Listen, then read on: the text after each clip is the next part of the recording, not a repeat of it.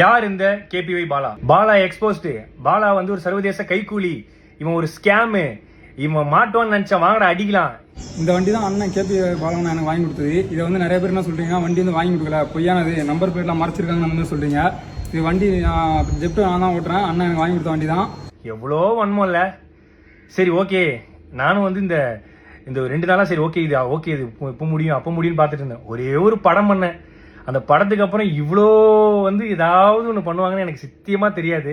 ஒரு சின்ன கான்ட்ரவர்சி ஒன்று போயிட்டு இருக்கு இந்த ஆம்புலன்ஸ் ரிலேட்டடா. ஆம்புலன்ஸ் பார்த்தீங்கன்னா கொடுக்குறப்ப இல்லை டிடி அப்படின்னு சொல்லி மென்ஷன் ஆயிருக்கும்.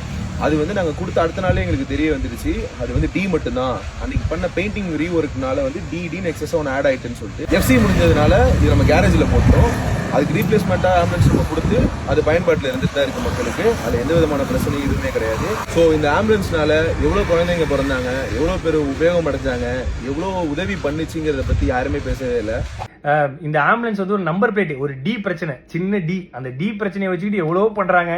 இந்த ஆம்புலன்ஸ் மூலியமாகவும் இந்த எத்தனை ஊருக்கு தண்ணி இல்லாத ஊருக்கு தண்ணி கிடைச்சி அந்த ஊர் மக்கள் வாழ்ந்துட்டு இருக்காங்க, எவ்வளோ ஆட்டோ டிரைவர்ஸ் இருக்காங்க. அது மட்டும் இல்லாமல் இந்த ஆம்புலன்ஸ் எவ்வளோ பேர் பிழைச்சிருக்காங்க இந்த ஆம்புலன்ஸ் சர்வீஸ்ல. அது இல்லாமல் எவ்வளோ பசங்க வந்து படிக்கிறாங்க. இதெல்லாம் சொல்லக்கூடாது. அதெல்லாம் யாரும் நம்ம வந்து நல்ல பண்ற விஷயங்களை, பாசிட்டிவான விஷயங்கள் எதுவுமே போடுறது இல்லை. ஏதோ ஒரு சின்ன டி ஸ்டிக்கர் பிரச்சனை, அதை வச்சுக்கினியும் எக்ஸ்போஸ்டு முகத்திரை கிழிஞ்சது, அதுலயும் ஒருத்தர் போட்டிருக்காரு சர்வதேச கைக்கூலியா. ஐயா நான் தினக்கூலி, அது கூட பரவாயில்ல. இந்த ஹாஸ்பிட்டல் வந்து இவன் கட்டுறான், எப்படி இவனுக்கு உள்ள காசு? ஏங்க நான் ஈவென்ட் போறேன், நான் வந்து ஆங்கரிங் பண்றேன், நான் படம் நடிக்கிறேன், ஆட் ஷூட் பண்றேன், அதை தாண்டி நான் ஃபாரின் ஈவெண்ட்ஸ் போறேன். இதுலயும் வந்து இவருக்கு ஃபாரின்ல இருந்து யாரோ காசு தராங்க. யாருங்க காசு தருவா அந்த காலத்துல? என்கிட்ட ட்ரஸ்ட் கிடையாது, என்கிட்ட எந்த விதமான கிரவுண்ட் ஃபண்டிங் ஆக்டிவிட்டிஸ் பண்ற எதுவுமே கிடையாது. நான் சொந்தமா சம்பாதிக்கிறத மட்டும் தான், நான் டே நைட்டா ஓடி சம்பாதிக்கிறதா பண்றேன். அதுலயும் எப்படி ஹாஸ்பிட்டல் கட்டினா அவ்வளவு காசு வேணுமே, இவ்வளவு காசு வேணுமே? ஏங்க நான் வீடு கட்ட வேண்டிய அந்த கால் கிரவுண்ட் இடத்துல பின்னாடி அமுதவானன் ஒரு கால் கிரவுண்ட் வாங்கி அரை கிரவுண்ட்ல வீடு கட்டுற இடத்துல நான் வந்து ஒரு சின்னதா ஒரு கிளினிக் கட்டுறேன். அதுக்கு வந்து சொல்றாங்க எப்படி வந்து இவருக்கு இவ்வளவு காசு கிடைக்குது? ஏங்க இதே நான் வந்து ஒரு 1.5 கோடி ரூபாய்க்கு லக்ஸரி காரும் ஒரு அடுக்குமாடி வீடும் கட்டியிருந்தா உனக்கு எந்த பிரச்சனையும் வந்திருக்காரு நிறைய பேர் சொன்னாங்க. பட் அந்த அடுக்குமாடி வீடுக்கு பதிலா அந்த ஹாஸ்பிட்டலும் இந்த லக்ஸரி காருக்கு பதிலாக ஆம்புலன்ஸ் வாங்கணும்னு நினைச்ச ஒரு விஷயத்தினால இவ்வளோ பிரச்சனை வருது. இப்போ கூட நான் வந்து எதுக்கு இந்த வீடியோ போறேன்னா, சரி ஓகே நேற்று இது முடிஞ்சிடும் நினைச்சேன். பட் இல்ல, இது வந்து முடிகிற மாதிரியே இல்லை. ஸோ அதனால தான் வந்து ஏன்னா நம்மளுடைய பேரை வந்து மக்கள் கிட்ட கலங்கடிக்கணுங்கிற ஒரு விஷயத்துக்காக இவ்வளவு விஷயங்கள் நடந்துட்டு இருக்கு.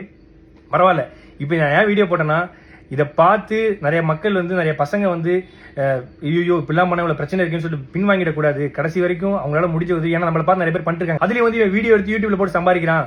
நான் வீடியோ எடுத்து இன்ஸ்டாகிராம்ல தான் போடுறேன். இன்ஸ்டாகிராம்ல போட காசு கிடையாது. யூடியூப் சேனல் வச்சிருந்தா தான் காசு. என் யூடியூப் சேனல் கிடையாது. ஆனா என்னை பத்தி தப்பா பேசி யூடியூப்ல போட்டு தான் ஒரு சிலர் காசு சம்பாதிச்சிட்டு இருக்காங்க சமீபமா. சோ நான் என்ன சொல்றதுன்னு தெரியல.